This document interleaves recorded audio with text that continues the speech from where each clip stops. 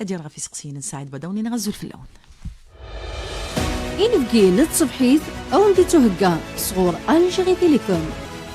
ألجيري تيليكوم هي اللاس ذا سقرض. إن بكيت تصبحيت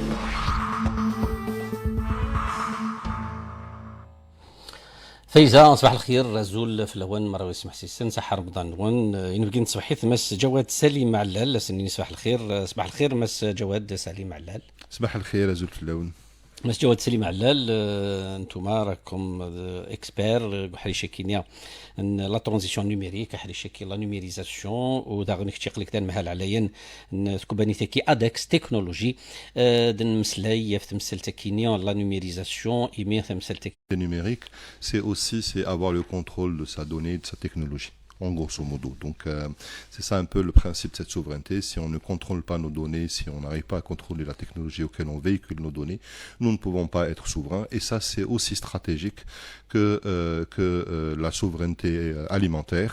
Si on ne contrôle pas un peu ce qu'on mange, si on ne contrôle pas ce qu'on produit. عوتيمون انتكيني غاس لواي انتيدو دا الا يفكد لامر باش كان ادي لي لو داتا سنتر ادي لي ذي ثمورثنا نسعو نكني غورنا كران تفاصيل في تمثيل تكينيا يوك Pratiquement, on a des règles. La première des choses, c'est que la territorialité, donc le data center doit être localisé dans le pays, donc ce qui est le cas, donc data center en Algérie.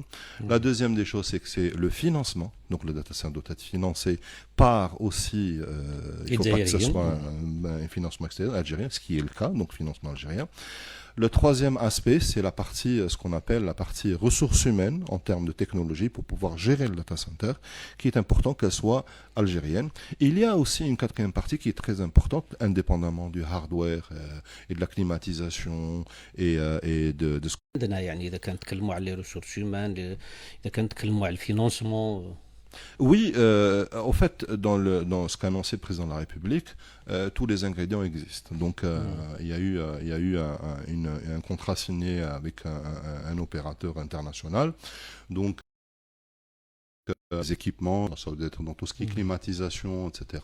Mais je pense que les autres ressources qui sont celles du logiciel qui gère le data center et celles de la ressource et du financement, bien sûr la territorialité parce qu'il se trouve en Algérie, ce sont aujourd'hui quelque chose qui existe parce que c'est dans ce contexte-là qu'on peut parler de souveraineté numérique parce que la donnée est très importante, la donnée c'est notre asset, la donnée c'est notre pétrole, hein, c'est du futur, donc et avec la donnée on la monétise, on la met en place, on fait du BI, on fait beaucoup de choses avec la donnée, donc c'est quelque chose qui peut être aussi stratégique et important et surtout très très sensible.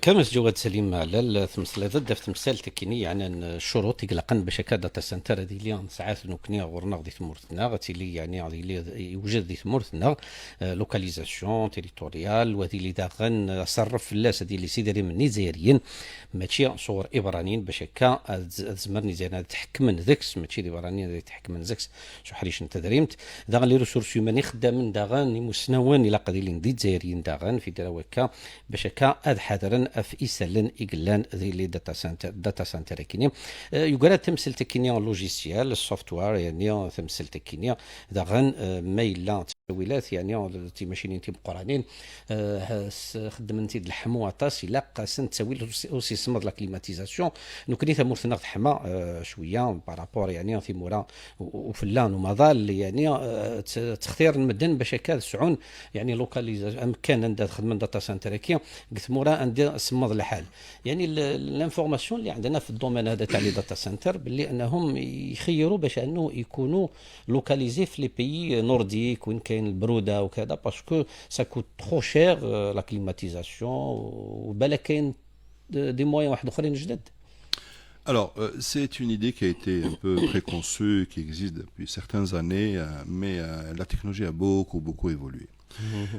La plupart des... Je donne un exemple parce que ça, c'est quelque chose qui est frappant. La plupart des plus gros data centers qui ont la plus grosse part de marché se trouvent aux États-Unis, se trouvent en Californie. Donc, c'est aussi chaud que chez nous. Donc, aujourd'hui, il existe des techniques, ce qu'on appelle des techniques de climatisation ou bien de refroidissement refroidissement qui sont à base de liquide. C'est pas forcément des climatiseurs.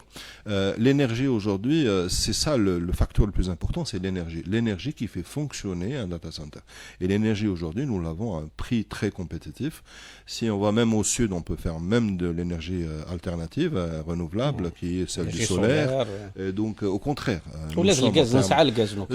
nous sommes aujourd'hui très très compétitifs en termes d'énergie. Donc, les data centers peuvent être même une source d'attractivité pour les géants, pour pouvoir construire des data centers, notamment dans les régions qui sont en Europe, etc. Donc, il est vrai qu'un data center produit de la chaleur. Il produit de la chaleur. Dans des pays qui sont un peu relativement froids, ils font ce qu'on appelle des data centers verts. Ils utilisent cette chaleur pour chauffer autre chose. Donc, ils font ce qu'on appelle du principe de Lavoisier, tout se transforme, rien ne se crée, tout se transforme. Donc, c'est ça un peu. Donc, on redonne la chaleur. Rechauffer déjà les bureaux Tawahom, exactement. l'entreprise. Il y a des clouders en Europe qui redistribuent cette chaleur pour faire chauffer des bâtiments entiers. Et là, on est dans ce contexte-là. Mais au contraire, chez nous, ce n'est pas une question de climatisation, au contraire, l'énergie on l'a, mais le plus gros facteur de data center, ce n'est pas uniquement la connectivité est très importante. Le débit, etc. Et surtout la qualité de service de la connectivité. Et c'est là où à l'international, les gens sont plus compétitifs que nous parce que l'Internet aujourd'hui dans les data centers en Algérie est extrêmement coûteux, extrêmement coûteux. Je ne parle pas de l'Internet qui est distribué aux domestiques, aux gens qui ont une connexion avec chez eux à la maison. Je parle des opérateurs, des entreprises, dans le cadre du business, qui veulent de la connectivité Internet, mais qui est extrêmement, et je pèse mes mots, extrêmement cher. C'est quelque chose de quoi l'on doit un peu revenir, parce que si on veut être compétitif sur la partie... Quelques exemples, la cherté. Je vous donne un exemple, une connexion de 200 mégas pour un gamer, elle est à 3500 dinars. Pour un clouder, des privés, il la paye à 700 000 dinars. Donc je vous donne un peu cet ordre de prix. Et ça, je trouve que c'est anormal. À partir du moment si nous avons la ressource humaine qui n'est pas chère, l'énergie qui n'est pas chère, nous avons des incitations en termes d'investissement. Normalement, un clouder algérien, il y en a des clouders algériens, il y a des data centers privés, il y a des data centers aussi publics qui existent.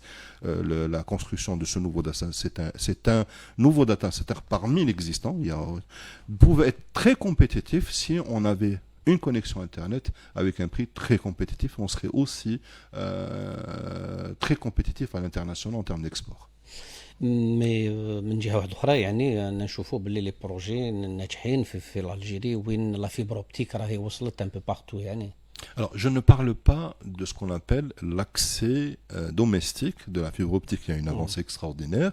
Donc, les gens, on a franchi les 1 million de connexions. On a même la bande passante internationale, on l'a multiplié par 6 ou par 7. Donc, on a un bon débit qui est en train de se mettre en place. Mais on est 42 millions, voire 43 millions d'Algériens. Donc, la consommation augmente de jour en jour. C'est normal parce qu'aujourd'hui, les services Internet où les services sur cloud nécessitent une bonne connectivité. Et on ne peut pas aujourd'hui faire confiance à la technologie et la numérisation si on n'a pas une bonne connectivité. Parce qu'il faut se rappeler, ça fait de cela 10, 15 ans ou 20 ans, on ne pouvait pas aller sur le cloud parce qu'on n'avait pas un bon débit. Parce que je dis, je peux pas accéder à mes données, je préfère avoir ma propre donnée chez moi ou je peux pas faire confiance. Maintenant qu'il y a un bon débit, les gens peuvent consulter à distance leurs données, leur banque, leur compte bancaire, etc., des services numériques. Et la connectivité fait partie de cette infrastructure. Et il y a le data center qui accueille les données, et il y a l'Internet qui transporte, qui véhicule cette donnée-là. Si vous avez une connectivité qui est mauvaise, les gens vont abandonner le fait de consulter sur Internet. Mais aujourd'hui, on a augmenté la qualité. On est en train de faire des bons extraordinaires. Inch'Allah, ils vont faire atteindre les plus de 8 millions de foyers qui vont se mettre en place. Donc ça, c'est une feuille de route en termes d'atteinte d'objectifs. En plus de ça, il y a la connexion mobile. Avec la 4G, j'espère qu'il va y avoir la 5G bientôt parce qu'il va y avoir la connectivité, il y a des opérateurs qui font ça. Bref, il y a plus de 39 millions d'Algériens qui sont connectés sur Internet. C'est très bien. C'est très bien. Mais sauf que l'Internet professionnel reste cher, reste très cher. En plus de ça... وبروفيسيونال ما لازمش تكون بارطاجي تاني. Non. Et c'est des connexions dédiées, c'est impossible parce que c'est ce qu'on appelle utiliser le upload et le download, c'est-à-dire que je télécharge aussi, je permets aux gens de télécharger à partir de mon serveur. Et c'est ça toute la différence, c'est que on a ce qu'on appelle une connexion qui est symétrique, donc où il y a le upload et le download. D'un autre côté, en termes de tout ce qui est engagement. C'est-à-dire qu'on est en train de souffrir, ça fait partie un peu de la stratégie numérique qui est en train de s'établir au niveau du ACN. C'est parmi les points négatifs en ce moment, c'est que nous n'avons pas un niveau d'engagement de service. On ne vous garantit pas que la connexion Internet doit être à 100%, 100 mégas ou 200 mégas, 300 mégas. Vous pouvez rien signer. Il n'y a aucun engagement, il n'y a pas d'engagement, et ça fait partie un peu de cette situation-là qu'il faudrait améliorer. C'est-à-dire si on donne un débit de 300 mégas chez vous à la maison, il faut qu'on vous assure que le vendredi où tout le monde est connecté, que minimum vous avez 50% de connexion. Minimum, ça c'est ce qu'on appelle un niveau d'engagement. Mais engage-toi sur 50. Tu peux pas t'engager sur 90, je peux comprendre, mais engage-toi sur 50. Au moins je sais, je connais mes dispositions. Et là, c'est ce qu'il faut aller plus loin dans cet engagement. هكا هي مس جواد سليم علل قال لك محل على ادكس تكنولوجيا قال لك شنو حريشه كاين لا نيميريزاسيون مثلا يد في كير اوغورن يجزمرن يعني عن ما كرت تمساتيك لا كونيكسيون عندها تخص شويه الى كا اذر نون ازال تساوي لا كاين الديبي كاين الانترنت باش هكا الزمرن يموسنوا لك هذا خدمن سو حريشه كاين لا نيميريزاسيون نعدي عرف مسالت النظام يتفن الاول هذا غن في تمثالت يعني نمزروي النيميريزاسيون دي ثمورثنا اطاس يحرشن يخدمن هكا يعني اجرب نسن شاك سيكتور وحدث لا جوستيس وحدث ليدوكاسيون وحدث لا فورماسيون بروفيسيونيل وحدث لما انا كليون ما كان يسعى الداتا الناس كليون يخدم وحدث يعني لو كان المسلايه في البروجي انتر اوبيرابيليتي. Oui. Alors, le projet d'interopérabilité est un projet qui est très important. Il faut apprendre un peu l'histoire et l'historique de la numérisation en Algérie, parce que c'est important de se rappeler comment ça s'est fait. Donc, les années 2000 ont vu un peu le projet de la justice se mettre en place avec celle du ministère de l'Intérieur. Les secteurs, les premiers, pas les premiers. secteurs, Pourquoi Parce que pour rendre la crédibilité le secteur de la justice soit transparent et le justiciable doit être servi. Donc c'était un projet prioritaire, il a été commencé dans les années 2000. Maintenant on commence un peu à voir les fruits de ce projet-là qui est très important. Ensuite il y a eu l'intérieur qui s'est digitalisé parce qu'il fallait avoir le passeport biométrique en 2015 et il fallait que tous les passeport biométrique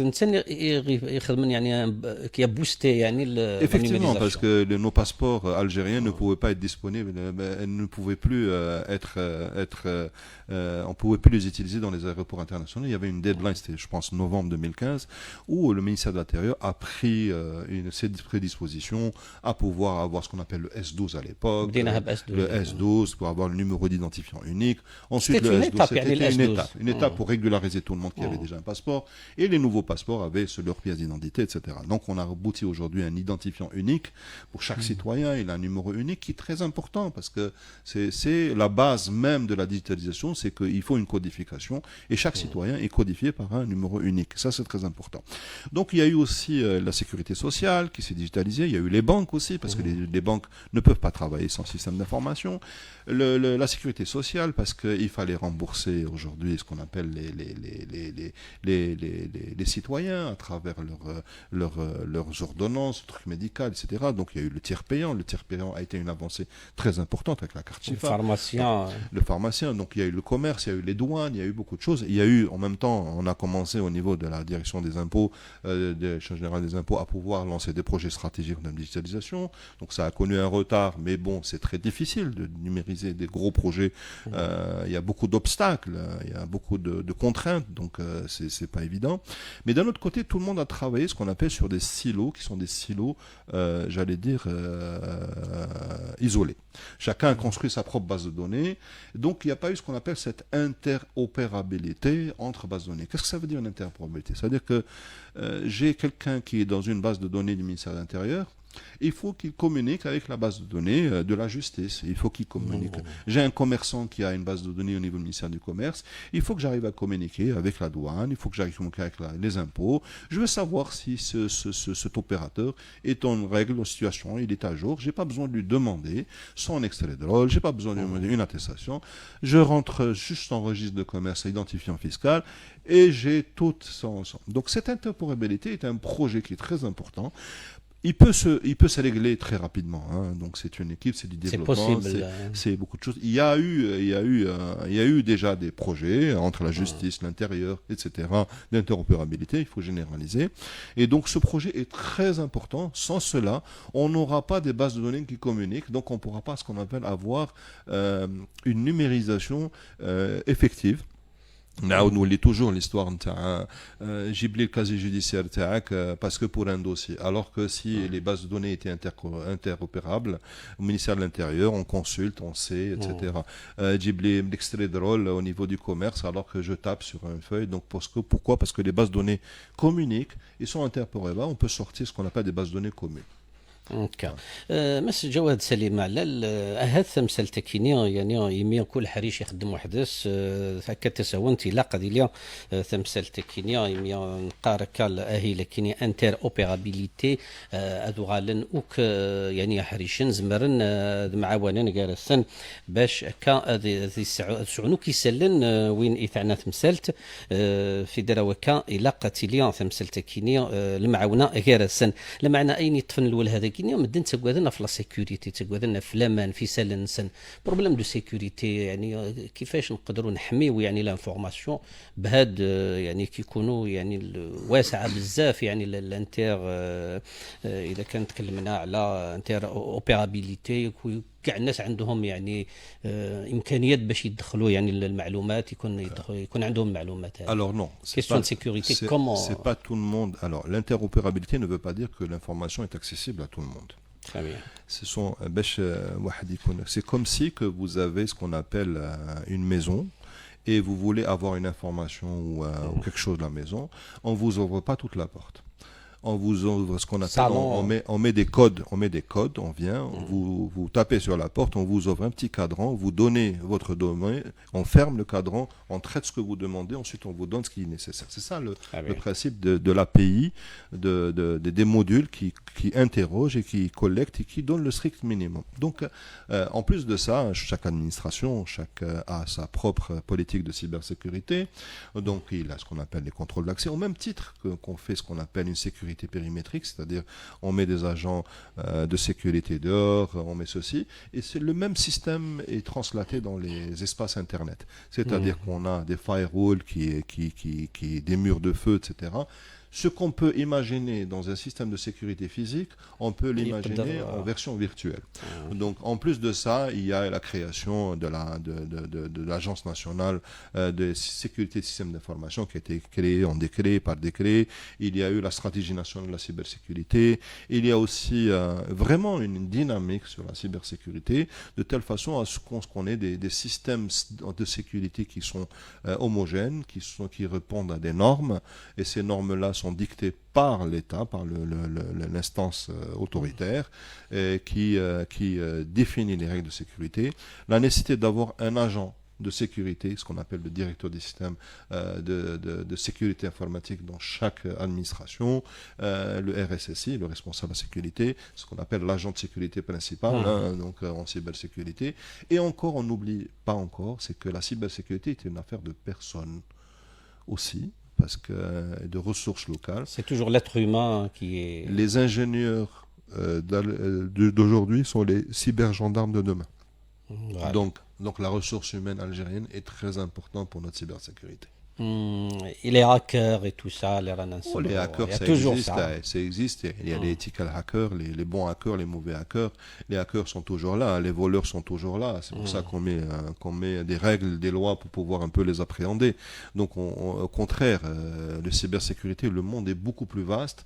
Il n'y a pas de frontières, donc il n'y a pas la notion de cyberterritorialité, donc il n'y a pas de cyberterritoire. Donc, c'est ouvert. Quelqu'un d'un autre continent peut vous attaquer en utilisant quelqu'un de chez vous pour le faire sans le savoir. Donc les techniques sont beaucoup plus développées et c'est plus rapide parce que la connexion c'est en millisecondes, donc c'est plus rapide que dehors. مس جواد سليم على المساله الاخيره شويه الوقت كان خلا نتمسلايا في لا نوميريزاسيون يعني تمثلت كي في حوايج يعني سوايع ماشي ساعه انا غازق ساعه كان لما انا بغي كي تسقسي فكره ان تمثال يعني تنقد انت تمشتاح كان من المياه انه غالي يعني ما نروح غيوان تاع البلديه يعني ما نروح الانستيتيوشنير وغد قارن راه في كيد لا كارت بيوميتريك كينيك وانا نخدم في اللاس فوتوكوبي يعني مازال لحد الان راهم يدومونديونا فوتوكوبي تاع لا كارت بيوميتريك نورمالمون عندهم دي تي بي او ça va faciliter mieux la tâche. Alors, le premier facteur qui est un facteur par rapport à la chose, c'est certaines personnes font de l'excès de zèle sur la numérisation, sur la demande bureaucratique. La deuxième des choses, c'est le manque de moyens au niveau des... Par exemple, vous avez parlé de mairie, le manque de moyens au niveau de mairie. Quand on vous présente une carte biométrique, il va falloir ce qu'on appelle avoir des systèmes qui relient, ce qu'on appelle les lecteurs d'acquisition. Les lecteurs d'acquisition, on met la carte, il charge l'information sur le PC. Voilà. D'accord, donc il faut demander la carte grise, il faut doter. Alors l'interopérabilité aujourd'hui avec cette carte, on peut interroger les bases de données, on a l'information en temps réel. Donc l'interopérabilité. Le facteur humain, parce que certains je préfère l'archive parce que c'est des initiatives. Comment je justifie que j'ai donné un papier si je n'ai pas les papiers des autres chez moi mahdoté. Donc la traçabilité, voilà, la principale. L'autre facteur, c'est ce qu'on appelle le facteur encore une fois, de la qualité de service de la technologie. C'est-à-dire qu'il faut qu'on garantisse que le système ne s'arrête pas. Qui ne s'arrête pas. Parce que si d'ailleurs, à chaque fois, il dit qu'un citoyen qui est à 2 heures de l'après-midi pour retirer le système la connexion mécanique, on a l'air de quoi si on n'arrive pas à servir le citoyen en temps réel? Parce que toujours est-il, on revient à un fondamental. La numérisation, c'est fait pour aller vite, être transparent, d'accord, et servir au mieux le citoyen. C'est ça le principe. Zéro papier. Et zéro papier, c'est économiser un peu de l'argent parce que la quantité d'importation de papier qu'on fait par rapport à alors, si on utilise l'argent du papier qu'on importe pour des projets de digitalisation, on a certains pays qui sont plus digitalisés. Juste profite de l'occasion, Bark, question la numérisation toujours. ماذا بينا نكون عندنا le point DZ. Donc, les journalistes ولا باغ اكزومبل اي واحد يحب يكون عنده ولي يكون عندهم بوين كوم ولا ماذا بيه يكون عندهم بوين دي زد سي كوا البروبليم حنا عندنا ماذا بينا نزوخ بلادي يعني ويكون عندي لا كارت فيزيت تاعي فيها بوين دي زد. Alors c'est pas une question de نزوخ بلادي بوين دي زد, c'est une question de souveraineté numérique, de la souveraineté numérique. La souveraineté numérique commence par le point DZ. Parce que à l'âge le point com n'est pas hébergé chez nous. D'accord, première des choses. La deuxième des choses, c'est que le point com, tout le monde peut l'avoir. Je peux faire ce qu'on appelle une usurpation d'identité. Je fais une usurpation. Le point DZ, il est certifié. Il est certifié parce qu'il y a une autorité qui le délivre, le point DZ. Et encore une fois, on ne parle pas de... Le point DZ, si vous l'hébergez dans un hébergeur qui n'assure pas la qualité de service, c'est normal que vous l'abandonnez. Prenez un point DZ, hébergez-le dans un hébergeur performant, vous allez utiliser le point DZ. D'accord. Très bien. تنمير يعطيك الصحة مس جواد سليم علال. يعطيكم الصحة بارك الله فيكم. Merci beaucoup. صحة رمضانكم وصحة عيدكم d'ici là parce que c'est dans 10 jours إن شاء الله. إن شاء الله. تنمير مس جواد سليم علال قلك مهل عليا ن أدكس تكنولوجي ده مش نوقع حريش كلا نيميريزاسيون سواء كنا نقدر فكرة نثويل تنانجا كندير لهنا تلويتار توفات. إم قد صبحي.